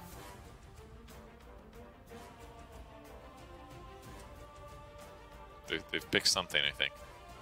Did feel like that, didn't they? They picked something, I think. He stood up quick. He's like, there is one of 116 heroes currently picked.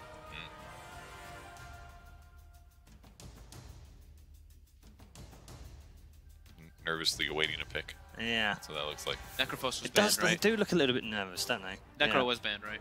Because they had Axe. And, second phase. Yes, okay. Because they had Axe, and I think that would have been a really good pick for VP, but that is taken out. It was forward gaming ban. But yeah, that's what I thought, yeah. I mean, playing Axe versus Necro is not fun in lane or throughout the grand scheme of the game.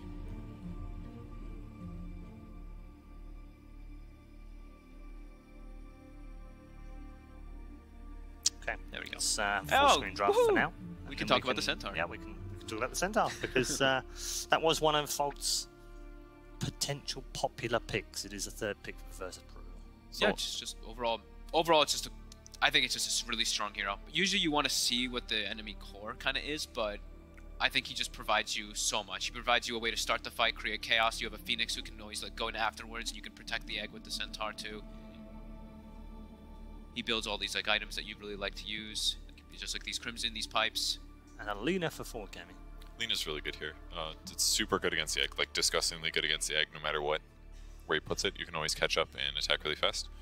More burst damage to follow up on Axe or Bane setups, and lots of range and speed as well to get away from Centaur or to follow up and kill him if needed. So I think it's a pretty safe pick right here. It can also be flexible in lane. I think there's the Centaur pick to me, at least the first thing that stood out to me is that maybe if they're worried about creep cutting by Axe, they'll just put Centaur in the lane and he'll just tank the creeps and kill him as well, equally fast, so it kind of gives the solution there, perhaps. This is a hero that Axe actually does well against, is PL. However, I think Ogre is one where he's the X factor, right? Like Ogre is the one he's the one who's just beating the Axe the whole time, so you can get him kind of low, and Axe is a bit low armor. Yeah. I do agree though. I think Axe is incredibly good versus PL in lane and throughout the overall scheme of the game. Is it as broken as Trent would have us believe? What, PL? Axe. Oh, Axe? I think he is. He's very good versus a lot of your traditional carry heroes right now. Because, I mean, it's still like the same concept. Like, you get your Blink, your Blade Mail, and you can kill pretty much anybody. We'll get Trent's thought when we pass it over for the commentary. Leshrac, okay. That's a PL counter. Yeah. Very good against PL. Not a popular pick, of course. Could that be very situational? So do you think it could be a support Axe now and they run... Because I like the Leshrac when it's a core as a counter to the PL. When it's a support, you don't do nearly as much. I think this could be maybe Universe, right? Yeah, I could see that. I don't think he's very viable as a support. He's occasionally worked there just due to like spell abuse, but if you're up against a PL, you just need to get semi-tanky, and you can get pretty good solutions against it, actually. Okay, just so mana just a gain and BKB maybe. A single ban from both teams remaining, and a single pick to wrap things up. What wraps this up nicely for forward? I guess they have a front laner with Axe. They have a tower hitter with Leshrac. They have PL solutions. It looks pretty good. Yeah, maybe that is MSS's hero. Actually, now that I think about it, I don't know. Is it worth I'm not too sure yet. Gambling on the support? Like, there's enough burst damage on VP where it feels really dangerous as a support team. Yeah. So if he gets gone on by a stun and a PL, he's dead. I just feel like I wouldn't see Universe playing. I feel like I'd see Universe playing Axe 10 times over at Leshrac. That's the only reason why. I think maybe they'll run Axe Lesh as the dual lane, and they'll try to put pressure on the PL. But so like MSS Axe, and it'll be SVG Bane, and then maybe an offlane Lina or Lesh. Yeah, I'm not too sure. I could certainly see. I mean, it's kind of a cool idea. I mean, both Lesh and Lina sort of provide PL solutions, but having both just seems really good in a lot of ways because you can protect. Even if you throw stun to try to catch the PL and you doppelgangs, you've always got another stun to follow up. I just feel like it's so much magic control that it's going to be a long time until PL feels survivable. Yeah, and now that they banned the Pugna, that makes him feel even more so that that's a core Lesh. Yeah. There's an anti-mage ban. I feel like we haven't seen one of those in a long time. They had a game in Autumn Brawl actually where it went over, it went 72 minutes or something, or 73 minutes versus No Pango, and No Pango almost won with the AM. It was like super close game, AM versus PL, and VP ended up coming back. Maybe some residual mental issues for Virtus Pro then. It's a hero that you can get to a point where you can fight versus PL. Like you can get your farm speed, and it used to be a traditional counter to the PL in a way because you get that farm speed, but PL just feels like it's just way more consistent carry. AM is definitely back in the game, and the problem with the VP's draft right now is their first 3 heroes are all magic focused.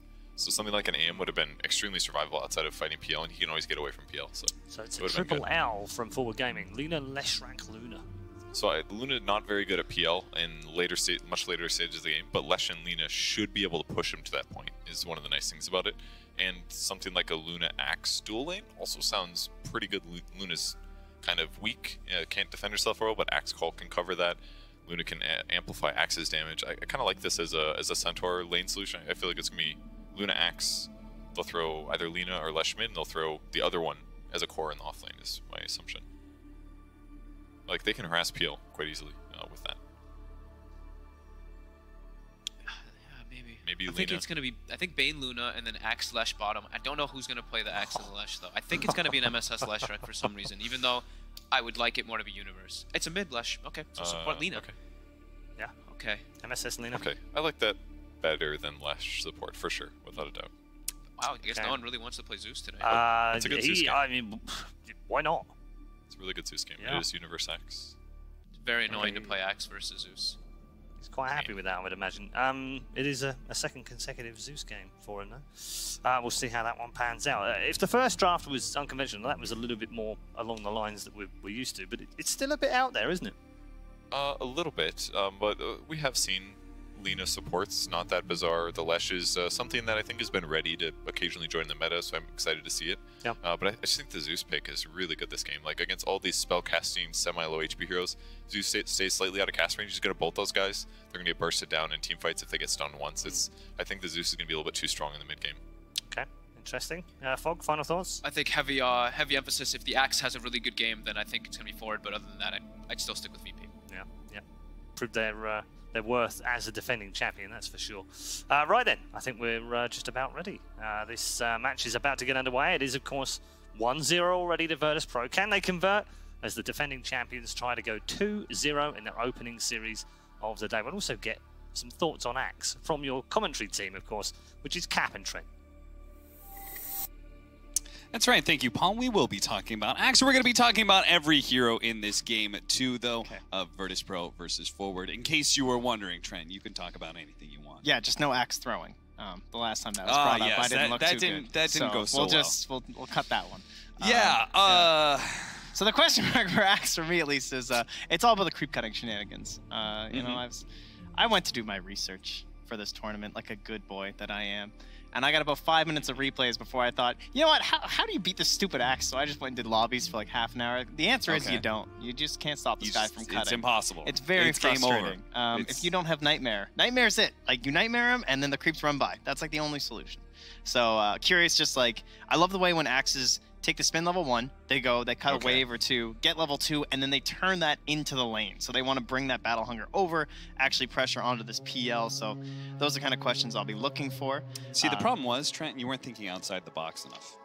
Clearly, I went through every hero, dude. Support Ursa. It doesn't work. It doesn't work. What? He battle hungers you and he runs at you. No, I promise you. I tried everything. No, you just fight him with Fury Swipes. No, you lose. You lose to spins, dude. It's pure damage. You get melted. No, he's level 1. Huh? It doesn't work. He has battle hunger and spins? Doesn't work. Holy crap, that is an amazing Axe. All right, don't take this out of context here. But yes, you're right. You're absolutely right, Trent. The creep cutting Axe is a problem. It's very frustrating. And does Virtus Pro have what it takes to deal with it? Is Ogre good enough? Well, he even needs. He's okay. Cut. You know, there's certain questions there too. That's just true. Like a lot of teams, at least in like Kings Cup NA, they were doing this strategy. I think Boris was playing a particularly very good position for Lina, using it with the Axe in these kind of situations. A couple teams were also doing that too. Weavers, Linas, anyone who can just like have this kind of annoying damage and harass people under the tower if you end up doing the creep cut. But most importantly, Axe also just harasses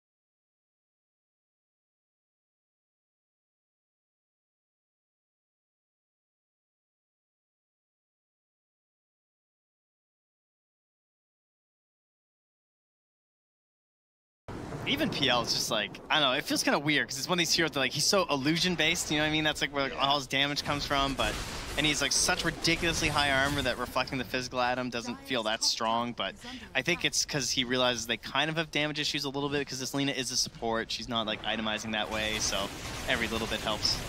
And if he does manage to get a call while like Yules is down or something, they may be forced to throw damage into him. Yeah, for sure. Oh, stop leading things off. They do manage to catch this axe, so that'll be good setup for the Splitter that actually hit the Phoenix. They might be able to take him down. No Supernova available. The Centaur's down as well. The Eclipse looking to be able to run over these heroes, but Ramses took out the lead on the side and is still able to get out. Nimbus Cloud out. Excalibur's a little bit low, but he does have the Aegis, so instead they're going to finish off the axe. Just trying to get away, but can you really get away from Ramses? He's got that Phantom Rush. Excalibur's just trying to get as far back to his side of the map as possible before he loses this life, but they're just going to wait it out. They know the Aegis timer. They wait till it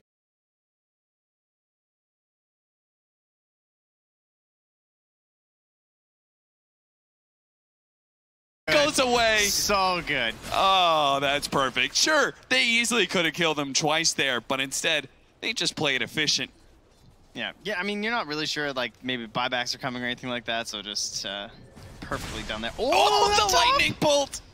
It finds SVG right as he thought he was going to TP out. This is now depressing. A level 20 Zeus.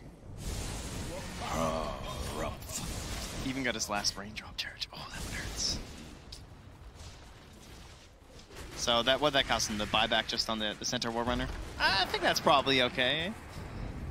Trent, I'm having a little bit of deja vu. You know, just this time around, Forward didn't like take a tier 3 or anything, but it looks like this is just going to be the run it back where they just go down mid. They almost finish off Resolution. Yeah, they will be able to get him. The call goes out, only hitting Illusions. Universe knows that he misses the real one, but he can't do anything about it. Excalibur coming in. Well, you've got Stampede, so... I think both teams won and lost both games. This is incredible. Yeah. At some point in time, it felt like, okay, Forward's doing it. And then, no, and now it's over. It's VP. Maybe that's a VP specialty. They make you think, maybe we can't. Getting a little bit warmed up here, it would seem. It's Hamburg for the squads. So just about the Aghanim Scepter here for the Centaur. If that guy didn't look beefy enough already, slap a couple extra patties on him. He's the Big Mac. That I can tell. Hey man, I've been waiting for McDonald's sponsorship for years. The fact that we McDonald's ads, we gotta abuse the hell out of this. Okie dokie. Get a Shadow Shaman later, some McChickens. It's gonna be great. Can't wait. Wow. I see you did do your research for this event. Just maybe not the most traditional aspect of it. Now they jump in. They're just going to go back in. As soon as they see Excalibur slightly out of position, they try and throw a Nightmare on him. That's not going to change any things with the Supernova being that big team fight occurrence. They just can't fight around it. They have to leave Excalibur to die. He's dead for 40 seconds. They managed to get a Fiend Script, though, onto the Zeus. If they can follow up that damage, Eclipse going down from Resolution. They managed to finish off that Zeus. Now they got the call on the Phoenix as well. And asleep, a Nightmare. Solo's going to give up his life to wake up Pasha so he can blink away. Goodbye, my friend. I'll die to save you. Forward will hold for now, it seems. Oh, let's look at that. Okay. Still can't kill our Heart PL, but they did get themselves the melee racks in the mid as well as the full lane in the bottom, so obviously it's going to be quite the lead here. Still only 6k, actually. Feels a little surprising, I guess, because they just spent so much on buybacks before, but... Butterfly for the Luna. Maybe with Satanic, or just going to go Manta first? Okay. I mean... There's no doubt the Butterfly will help, but it's still a damage issue, right? And now you've got even more damage problems with the Centaur Aghanims. He's even going to go Crimson Guard next to. He understands exactly what's going on in this game. He's like, they only have so much damage possible with this lineup, like between the Pipe and the Crimson Guard. Right. At least you have the fact that he's not going to some pickoffs. They tried to catch somebody inside of this jungle area. And away they go. Man, Rezo playing it a bit risky here, just like the solo push down bottom, but I guess they just have good enough vision that they see these heroes. They see Ramses up top right now with the wards too, on the high ground, so Rezo is safe doing this. You got to be a bit of a risk taker at this point, right? For sure. Yeah. Someone has to push to this bottom lane. And Lina, as great as she is, because you take the two talents with like the Light Strike Array, and then with you can just like help clear the waves really quickly, but she can't do that when the lane is gone. So you kind of, that's actually a pretty big blow to the support Lina. This is now like 2 lanes that you can't like instantly push anymore. So she's like tap every last little creep now. Roshan just coming back up. Zeus just throw out that ultimate. Spot around. They managed to find a ward. Just getting some ideas of what's forwards up to. As long as Virtus Pro don't get surprised, they shouldn't lose control of this game. Got a firm grip on it. 26-29, a 3,000 gold lead, but a Phantom Lancer who's really out of control. Nice. That Nimbus. MSS. Nothing really bad will happen as a result. Virtus Pro aren't roshing, nor are they trying to pick off MSS right now. They totally got his TP though. They did. So burn. They all just left vision of that ward and then walked back in over it. So and then they, oh, okay, they're just seeing it with the gem. Solo maybe gonna pay for the smoke, but that's probably okay. It's a classic hard 5 position play. Is it ever? You just gotta run out there, see if you can pick up those runes. You run into a smoke, well, you say, at least it wasn't you guys. Yep. And he knows that this is Roche timing, so might as well buy back. Wants to be there for the fight. But the pressure is certainly on Forward Gaming to kind of force that, because eventually Virtus Pro can just wait them out. They can just say, look, that bottom lane will push in. You're going to have problems. We know that we don't need to actually fight you 5-on-5 here. Okay, that Butterfly just got finished for PL, and the MKB is now done for the Luna. Yeah. That is a pretty big moment. Again, you have to take certain risks. Resolution says, can't go Satanic, can't go Manta, gotta go straight for the MKB. I gotta have an answer to the Butterfly, because we have to win some fights right now. We have to be able to secure this Roshan. Unfortunately for them, the lanes are just constantly getting pushed in. The conceding control over the Roshan pit now, and Virtus Pro might be able to do it quickly here. It just doesn't seem like there's any way they can contest this. Forward. They may not be able to smoke up. They may just have to run in. Roshan's already at half health, though. It's a battle around the Roshan pit. Oh, they're going to leave? They're going to leave. Wow. I mean, again, there's no reason for Virtus Pro to take a risk. I'll say it lands on a solo. He did buyback earlier. Managed to hit the stomp onto the Bane. The call out from Universe, and they do manage to control these heroes. Can they actually focus down Ramses? Managed to get away with the Doppelganger before the Eclipse could do any of its damage. Resolution, all that damage is just going to be gone. Excalibur going to be chased away by Ramses, and the Sunray is going to be enough damage from Roger.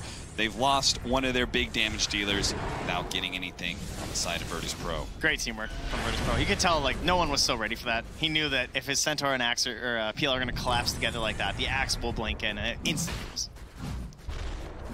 They just didn't have the follow-up stuns fast enough. Excalibur, not sure exactly his positioning in that team fight, but the Split Earth not there in time. Now they're still going to try and contest, because Forward just can't, like, they can hardly kill Phantom Lancer once. They give away the Aegis. It's damn near impossible, but... Yeah, and the longer they take, like, the creeps have just been banging on that bottom lane, too. Well, now they're just going to have to play some high ground defense and hope that that Aegis will wear out, but... It's a level 25 Phantom Lancer. Now it's the Doppelganger CD. Oh, Sadie, so... God. Alright, well, I'm good. I think I'm ready to call this one. You're ready to call it 4 forward? They don't need to play anymore? The refs are going to step in, I think so, before this brutal onslaught of a team fight. fight. I can see Jack waving the towel from here, actually. Take him out! Managed to get the call. Immediately, the Eul Scepter as well as the Sunray follow-up. So hard to get damage onto that Phantom Lancer with that high amount of HP. They're just going to focus on the Axe for now, not needing to overextend and chase any damage-dealing heroes. Universe will eventually go down now with the Supernova out, and the Disarm placed onto Lina, meaning they don't have an answer to the egg. Excalibur's being dealt with by Ramses. He doesn't really need to go for the kill, but he'll leave it to Pasha instead, who does manage to pick it up. Resolution turns on his BKB, kills the offlaner, yes, and takes him out for 100 seconds, but Ramses still focusing on that tier 3. Roger backing away, does not get hit by a stun just yet.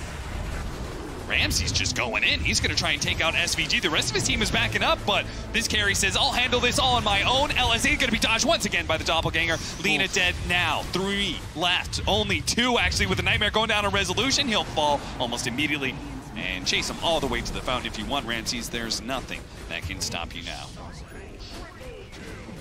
Is it bad when they're in your fountain? That's pretty bad, Trent. Oh, okay. All right, cool. Just wanted to check. That's a pretty stylish way to end the game. You know, Pasha, you thought you were cool. Well, Ramses will end it with an ultra kill in their fountain, so take that. You know, cool Mr. Blue. I don't know what Head and Shoulders did to his hair, but it's I guess Sumail's gone, so he just wanted to bring some of that stylish flair and the hair care. True. To Hamburg. I thought you were gonna keep the rhymes couldn't going. Get something going. Maybe in order to get rid of it, he needs some nair. That was the next He'd look line. good. He'd look good like that. You know, just full on shave. Maybe finally he would get that other sponsorship. We're getting there. Well, I mean, that was a rough one, to be honest. Yeah, it was. I don't know. Did I ever feel like they were gonna do it? Like there was that window where all of a sudden it went from 5K to 2K, and it was like, well, if they continue the snowball, maybe. Yeah. So, but in the end, Virtus Pro just looking dominant, as they always do at ESL 1. Can anybody stop Virtus Pro? Beep, beep. They head to the panel for that.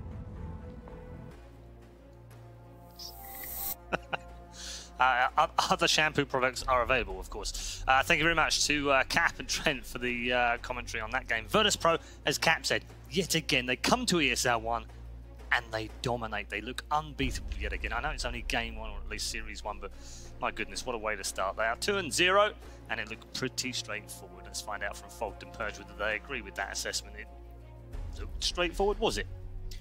I felt like Forward did have some great signs again. They had some amazing split earths that caught the Phoenix mid-dive twice, and that kind of won them 2 fights out of it. But overall, I think VP just, I mean, they showed why they're so good. They just know exactly how to play around it. Solo, just this guy, time and time again, 9 deaths.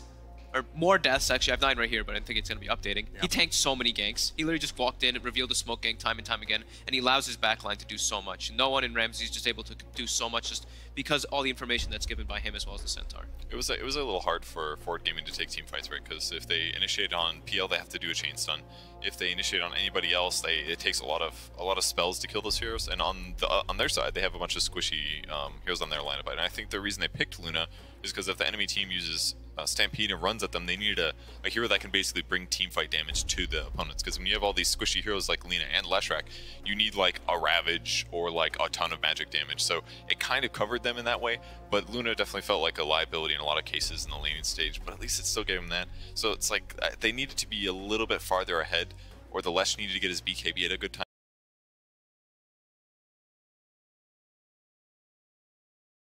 Maybe don't buy a full hood, maybe just get a cloak and get a faster point booster to make a faster bloodstone. Maybe would have been better, because the delay to his BKB was just a little bit too long. That there's a couple fights where he just instantly died, especially that one Roche one where he got like spirit vesseled and chased up to the Ancient with the sun ray on him. There's just nothing he could do in that fight. And once you get BKB, you can stabilize a little bit and actually fight PL without getting mana burn. It's super important, because you need to be the guy that can deal with the PL, because the support Lina cannot do it herself, and nor can a carry Luna. That's never going to match up well. Yep. Scoreboard on screen for you. Highlights over on the Forward Gaming side. Again, Universe standing out 8-4 and 13, but it's the statistics of the Virtus Pro players that do stand out. In particular, man with the ultra kill at the end. 13, 2 and 11 from Ramses, topping the scoreboard for his teams. But it doesn't tell the whole story, Fog, does it? As you said, Solo, the sacrificial lamb in this particular game, just gave them the ability to go and do that. Yeah, and also there's some clutch little things. Of course, the Aegis play that we saw, them dancing around waiting for Excalibur's Aegis to run out. They get that big kill, they get a chase forward. Rezo's running into his base. The creep spawn and surround him as well on the Luna. He dies. It was a series of unfortunate events for Forward Gaming, but VP just have such a good understanding of their timing window, it does seem. They knew exactly how to take that fight, because they ignored the Lesh. They're like, he has Aegis, kill everybody else, then we chase him afterwards. Wait for that Aegis to expire, and that was like the big swing for me from when VP took over the game. It was great piece of anticipation, great play. Highlights for Forward Gaming, because obviously this is not done for them. They've got plenty of matches to go in this group, and they can still get out in the top two spots as well. They're playing the best team in the tournament, and they could have probably won game 1. Game 2 was a little bit harder, but they still had some really good signs. Yeah, I thought they played better game 2. They just had a couple squishy heroes, and they ganked Zeus a lot better this game than they did the previous match, which felt like an improvement. And they still got Ramses once or twice at good moments, but it was still an uphill battle in a lot of cases. So just a little bit of a tough game for them, but they kind of almost had the right thing going. Just maybe a little too greedy to try the Lesh Lina as a surprise thing. Okay, quick word for Excalibur. How did he rank up for you? He played great that game. Yeah, I thought maybe some itemization criticism, but yeah, he played really solid consistently that game. Yeah. Doesn't look like a liability in this team, does he? No, I'm still kind of sad not to see Yuar, though, because seeing the way that they put up that fight versus VP, if they had their full lineup, that could be really cool.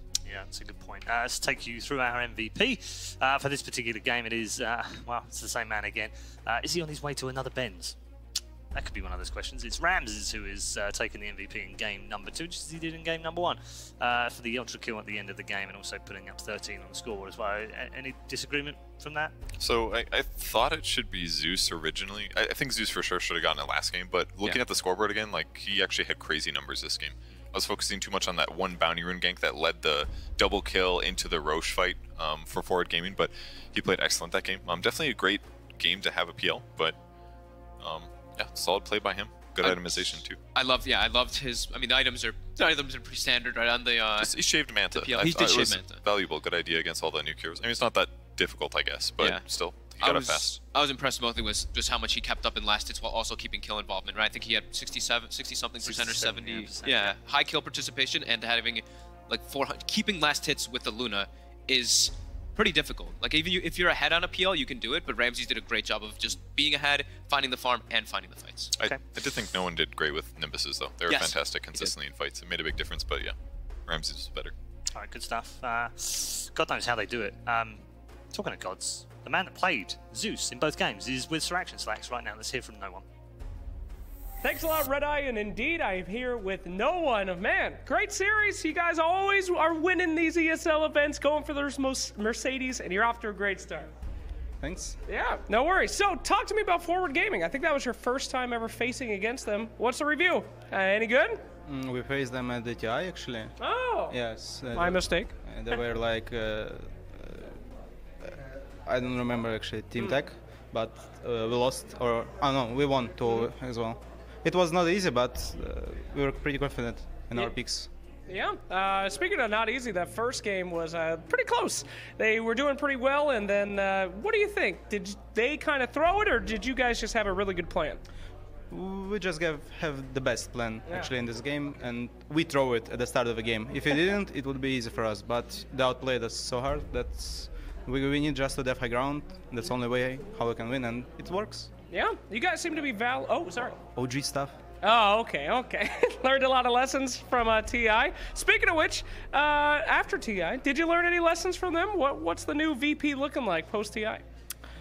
You need to just to have high ground to win the game, actually. If your throne is not dead, you can win. Yep. Well, that is why they call it Defense of the Ancient there, my friend. All right, last question for you. You guys seem to be valuing the Zeus. I'm seeing that a lot. What do you think is going to be the most picked hero at this tournament, assuming that there's not going to be another patch? Maybe Morphling or Invoker, actually. Invoker? Yeah. Patch didn't change after TI, and it's the same, actually. So, I don't know. Maybe Morphling. Okay. I predict it's Morphling. All right, well, we'll see if that prediction is correct as we continue the tournament. No One, thank you so much for your time. I'm sure I'm going to be doing a couple more interviews with you as this tournament goes on. Thanks a lot, guys, and back to you over at the desk. Thank you very much. Sir Action Slacks there with No One playing Zeus twice in this particular series. He says it's going to be Morphling, which I don't disagree with, but he also said Invoker and then quickly changed his mind. And I tell you why he changed his mind. Because they want to play it more. They don't want to give that away. They don't want to tell people that they want to play lots of Invoker. I like the just OG things. Yeah, I was happy for Slacks. He's complained in the past and no one would just give him like one-word answers. I was like, oh, that was actually a fantastic interview. Gave some good detail about game 1, gave him that mentality about how their draft felt confident. So it's cool. Very good stuff indeed. Thank you very much, gents. We're going to head to a break right now, but we do have one more series to come today, of course, so don't go too far away. NIP in action in our final game. They're also in action right now over on the other stream against Asta. They're a game down in that one, so we'll have to wait for them to finish that match, then take a little break, then come back. So it might be a little bit longer before we're back on your screens. But next up, it is EVOS versus NIP. We'll see you soon.